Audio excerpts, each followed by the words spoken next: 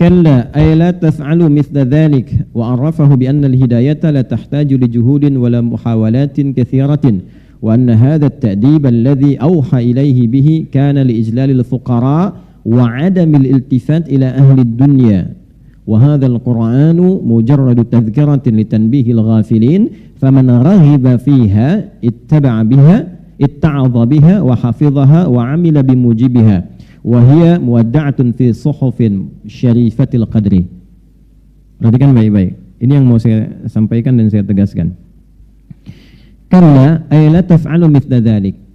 Yang dimaksud dengan kalla di ayat ini, jangan sekali-kali mengerjakan perilaku demikian. Merendahkan orang yang terlihat kecil secara umum ya. Hanya karena ingin mengangkat orang yang punya kedudukan besar. Menyenangkan orang-orang yang seakan terlihat punya wibawa. Jadi kita ingin disenangi orang, ingin terangkat kedudukan atau menyenangkan orang lain, tapi ditempuh dengan cara merendahkan yang kecil. Ini makna lainnya yang ditampilkan dalam tafsir ini. Maka jangan pernah terdorong untuk mengerjakan yang demikian. Teruskan dulu. Wa arrafahu bi anna al-hidayata la tahtaju li juhudin wa muhawalatin katsirah. Karena begini, dalam kondisi kita ingin memberikan petunjuk dan hidayah, yang paling pokok itu kembali pada pemberi ya. Siapa? Allah. Saya ulangi, yang memberikan hidayah siapa? Yang punya hidayah siapa? Baik ya, hidayah itu jenisnya banyak Pak. Mohon maaf. Yang pertama, ada hidayah pada orang Islam. Jangan disimpulkan hidayah itu dibatasi pada non-muslim dengan kondisi masuk Islam saja, tidak. Ada hidayah yang diberikan pada orang Islam yang sudah beriman. Bentuknya apa? Ya, bentuknya kecintaan untuk meningkatkan amal soleh. Jadi ketika Allah memberikan hidayah pada orang beriman, nanti naik statusnya menjadi takwa. Jadi orang takwa. Urutannya begini. Islam, orangnya disebut muslim. Setelah dia menyatakan berislam, dia punya iman kan? Orangnya disebut mukmin. Ya? Nah, iman ini semakin ditingkatkan, semakin kuat, semakin kuat, semakin kuat, semakin meningkat, nanti naik status dari mukmin menjadi muttaqin.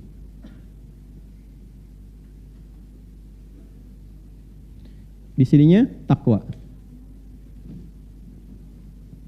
Yang mengupgrade iman supaya naik statusnya, iman ini bertransformasi menjadi sifat takwa, orangnya berubah menjadi muttaqin, itu yang men-trigger ini, yang menguatkan supaya iman itu terus naik pindah level, itu disebut dengan amal soleh namanya. Amal soleh. Karena itu sering kita dapati kalimat iman di Al-Quran bersanding dengan amal saleh. Wal 'asr innal insana lafi innal ladzina wa. Nah, seseorang yang diberikan oleh Allah hidayah, padahal dia sudah berislam, sudah beriman, maka bentuk yang tampak dari hidayah itu diberikan kecintaan, kesenangan pada orang beriman itu untuk meningkatkan amal solehnya. Sehingga terus meningkat imannya dengan amal soleh itu. Dan berubahlah dengan itu menjadi pribadi muttaqin. Ini yang dimaksud pembuka surah Al-Baqarah dari ayat 2 sampai 5 itu. Dzalikal kitabu la hudal lil. Nah, bagaimana praktek hudalil muttaqin itu? Imannya dinaikin dari amanu menjadi yu'minun. Alladzina yu'minuna bil ghaibi. Lalu disupport amal soleh. Wa yuqimunas wa mimma razaqnahum. Walladzina yu'minuna bima unzila wa ma unzila min wa bil akhiratihum. Nah, itu naik statusnya. Naik. Itu bentuk hidayah yang pertama. Jelas? Nah, nanti levelnya naik lagi dari takwa kepada ihsan. Orangnya disebut muhsinin. Ini yang tertinggi. Ini level yang tertinggi. Level ini sudah menjadikan semua kegiatannya sebagai ibadah. Bicaranya ibadah, menatapnya ibadah, mendengarnya ibadah, makannya ibadah. Dan dahsyatnya, dalam ibadahnya dia selalu merasa diawasi oleh Allah. Jadi karena perasaan ini, dia tidak tergerak untuk berbuat maksiat. Itu level ihsan, orangnya muhsin. Ya, misal dia mau minum ini ya, enggak sekedar minum, bagaimana caranya minum ini menjadi ibadah. Dari cara ngambilnya pun dia pastikan.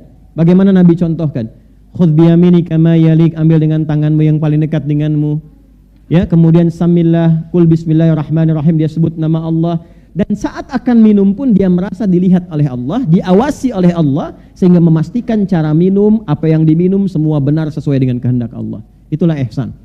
Itu ada di hadis riwayat Muslim nomor hadis yang ke-8. An ta'budallaha ka'annaka tarahu fa illam takun tarahu fa innahu yarak. Engkau menjadikan aktivitasmu sebagai ibadah dan merasa diawasi oleh Allah saat menunaikannya, sekalipun engkau tak mampu melihatnya. Jelas? Kalau sudah seperti itu, paripurna sebagai seorang manusia dan sebagai seorang hamba Allah. Jadi kalau bicara, dia ukur Allah senang gak dengan bicaranya. Kalau berjalan, dia lihat dulu tempat mana yang dituju, Allah senang gak dengan tempat itu. Itulah ihsan. Nanti ada latihan di Al-Quran cara membentuk pribadi ihsan. Latihannya ada di Quran surah ke-51 ayat 15 sampai dengan ayat 23. Ya, dari bangun malam, dari tahajud, dari istighfar, dari gemar berbagi, dari latihan kemudian untuk mendekatkan diri kepada Allah. Itu kalau Anda bisa kerjakan, Bapak Ibu sekalian, terus konsisten berusaha mengerjakan itu sampai meninggal, itu disifati oleh Al-Quran sebagai seorang calon penghuni taman surga yang sedang beraktivitas di bumi. Gitu. Jelas ya? Itu minimal luas surganya seluas langit dan bumi. Itu ada di Quran surah ketiga ayat 133 sampai 134. Yang kedua, jenis hidayah itu diberikan kepada orang yang belum berislam untuk mengenal dan masuk ke dalam Islam. Ini ada yang non. Ini Islam, ini non-Islam, non-Muslim.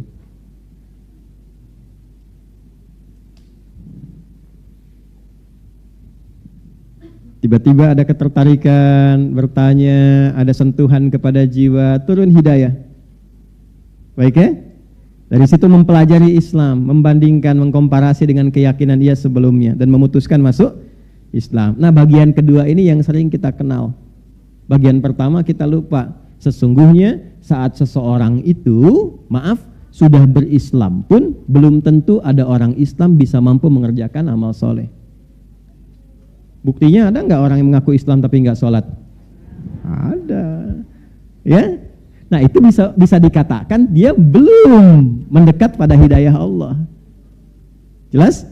Ada nggak orang Islam yang kaya tapi nggak mau zakat? Nah itu belum tentu. Ada nggak orang yang kaya tapi belum bisa haji?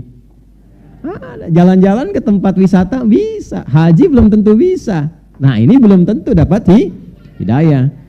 Caranya kita doakan, itulah sebabnya muncul pengajian untuk mencas lagi supaya senang amal saleh. Ini selama hidup sudah pernah tahajud belum? Selama hidup sudah pernah salat tasbih belum? Selama hidup apa? Urutkan, kan saya sering pernah katakan. Coba bikin menu-menu keislaman, itu aja sampai meninggal kita jaga. Ya, syahadat jaga, kan 5 yang pokok itu. 1 syahadatain kan? Satunya kenal Allah, asyhadu alla ilaha. Mesti kenal, mesti ada ilmu. Kalau nggak ada ilmu, nanti lemah syahadatnya. Dikasih jabatan bisa pindah, kasih sembako pindah. Ya, sekarang dengan kata-kata rayuan bisa pindah, itu bahaya kan? Ya, makanya mesti ada ilmunya. Fa'lam annahu la ilaha illallah, mesti ada ilmu. Yang kedua itu, ya di bagian pertama sub keduanya, wa asyhadu anna Muhammadan, kenal nabinya. Harus kenal Nabi Muhammad. Jangan cuma di lisan syahadat, kenali. Karena semua yang terkait dengan beliau itu teladan hidup.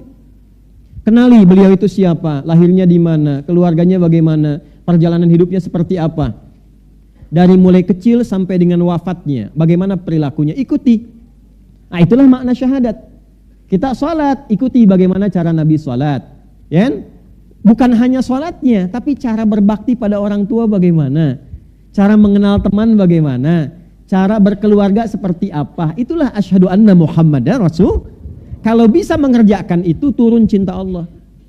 Turun cinta Allah, itu gak sembarangan Bapak Ibu. Bagian kedua dari syahadat itu penentu cinta Allah subhanahu wa ta'ala. Itu ada di Quran surah ketiga, Ali Imran, di ayat ke-31.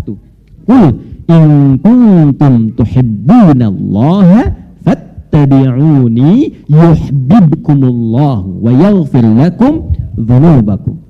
Firaukan Muhammad sallallahu alaihi wasallam, katakan pada seluruh hambaku yang serius mencintaiku, kata Allah, buktikan cintamu, buktikan kesungguhan cintamu padaku dengan mengikuti ini Muhammad sallallahu alaihi wasallam. Jadi kalau kita mampu ikuti Nabi, belajar aja pelan-pelan secara proporsional. Hari ini saya mau belajar cara bangun tidurnya Nabi. Cari kalau Nabi bangun tidur bagaimana, diikuti dengan dasar kita ingin ikut Nabi. Maka saat kita melakukan itu turun cinta Allah. Saya ingin belajar bagaimana cara memandangnya Nabi. Nabi kalau melihat tuh bagaimana? Diikuti, keluarkan ayat, keluarkan hadisnya, dipraktekkan, sepekan belajar itu, turun cinta Allah, dilekatkan pada pandangan kita.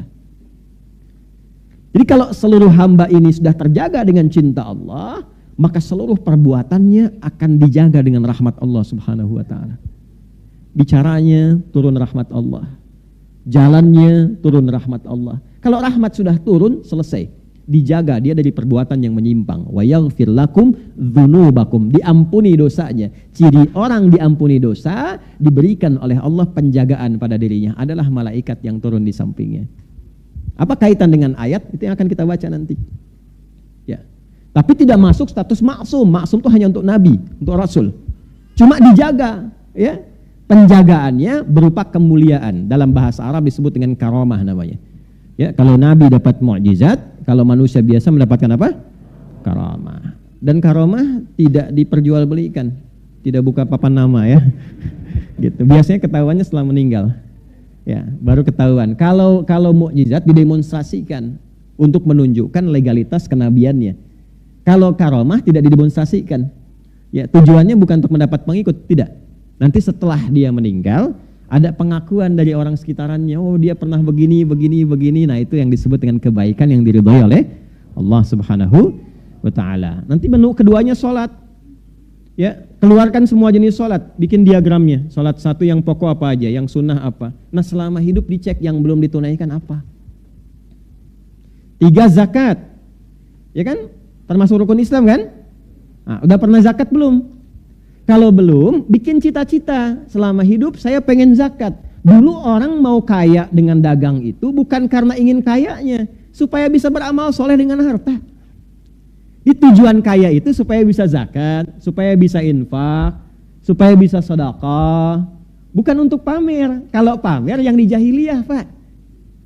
Jahiliyah itu bekerjanya supaya kaya buat pamer. Makanya dulu ada tempat kumpul-kumpul untuk pamer harta, nggak tanggung, dihitung. Ya, dihitung. Makanya nanti salah satu sebab turunnya surah Al-Humazah itu karena kebiasaan ini. Ada namanya aswak, pusat hiburan. Suq Uqad, Suq Dumatul Jandal, dan yang paling elit, paling prestisius, Anda kan lihat kalau ke Mekah, ke Masjidil Haram, di sampingnya ada bukit besar yang ada istana itu. Nah, itu tempat paling elitnya, namanya Jabal Qubais. Jabal Qubais. Ini dulu tempat paling elit. Orang berkumpul setiap pekan hanya untuk pamer kemewahan. Jadi sepekan itu yang berniaga, ya kan? Yang cari macam-macam, semua kumpul di tempat ini untuk pamer, untuk diukur siapa yang hartanya paling banyak, karyanya paling bagus. Yang karyanya paling bagus ditulis dengan tinta emas, nanti dikelilingkan ke Ka'bah. Disebut dengan mu'allaqat, yang ditempelkan di Ka'bah. Kelak di era Islam akan diganti dengan kain kiswah yang berisikan ayat Quran dan Asmaul Husna. Jelas? Nanti yang paling kaya diangkat status jadi terhormat. Nih, jadi crazy rich kalau sekarang, yang punya kedudukan. Ya, jadi kalau misalnya maaf hanya untuk update status, flexing, oh jahiliyah udah hatam. Hatam dan terkenal pada masa itu. Tokohnya ada, bisa dilacak. Anda pun kenal sampai sekarang tuh. Ya, tahu Abu Jahal, Abu Lahab, tahu kan? Gitu. Jadi itu diantara tokoh-tokoh yang dulu, yang flexing ada, kan? Yang pamer-pamer ada, yang suka ngitung-ngitung ada, ya. Abis ngitung ngerosting orang juga ada, gitu. Sudah ada dulu, ya. Ada ayat roasting itu ada suratnya. Wailul likulli humazatil Celaka orang yang suka roasting orang lain tuh. Jangan dipotong kalimatnya.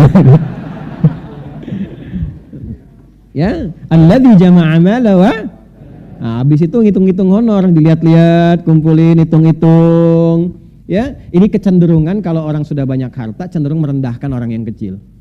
Ya, yahsabu anna malahu akhlada, dia menduga harta itu membuat dia naik status elit dan mengekalkan eksistensinya dan sebagainya. Nah, ini kondisi ketika Islam datang, hidayah turun, dibimbing jadi lebih baik. Jadi orang bekerja itu bukan naikkan status jadi semata kaya, bukan, tapi bagaimana dia bisa beribadah dengan hartanya. Maka zakat jadi tujuan. Maka selama hidup kita mesti punya cita-cita. Cita-cita saya yang ketiga, satu, saya bisa zakat selama hidup.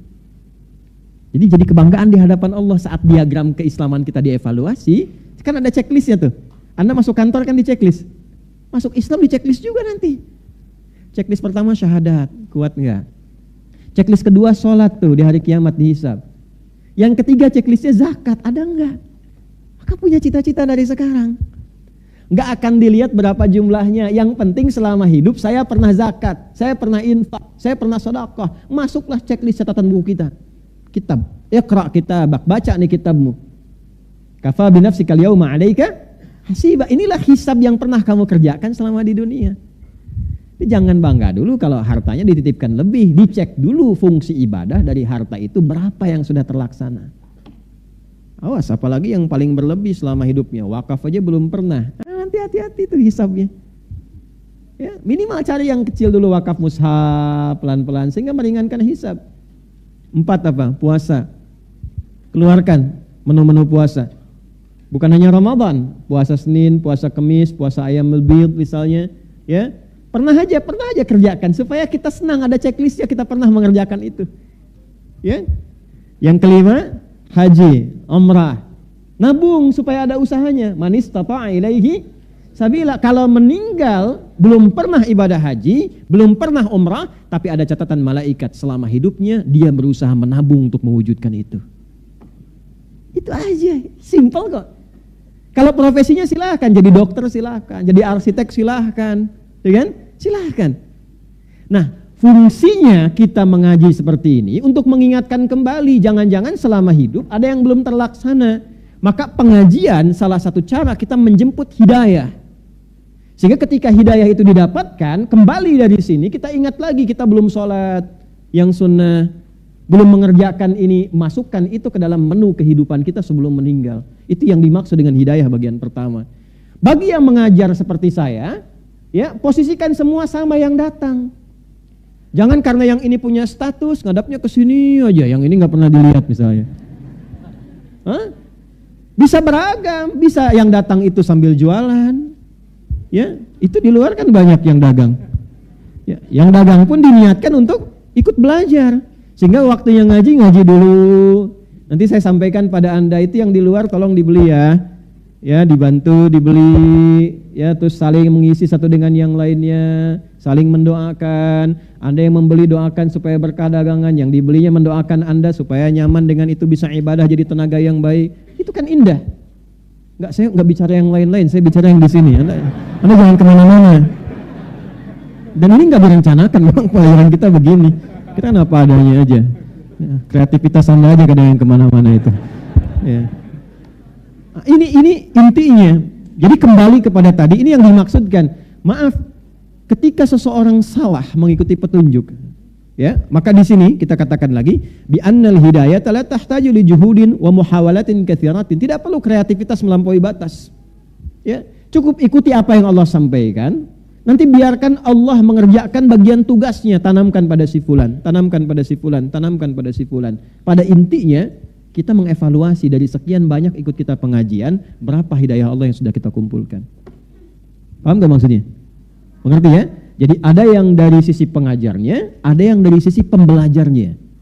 Ayat ini ketika diturunkan mengoreksi kepada pengajarnya, jangan sampai ada pengajar-pengajar ketika ingin mengajarkan nilai Islam supaya orang dapat hidayah, mengemas itu dengan cara-cara yang berlebihan. Enggak perlu berlebihan pun kalau Allah berkehendak dapat, ikuti aja petunjuk Allah, simpelnya demikian. Maka petunjuk Allah itu secara konseptual datangnya lewat Nabi. Kalau bicara begini, kalau mengerjakan dengan perilakumu seperti ini, kalau kamu ingin berkata demikian seperti ini, kalau ingin menyampaikan kisah seperti ini. Kalau engkau melampaui batas-batas itu boleh jadi alih-alih dia mendapatkan hidayah, yang lahir kemudian rasa yang kurang nyaman dengan nilai keislamannya. Paham sampai sini? Maka nanti ada pelurusan kembali di situ. Jelas ya?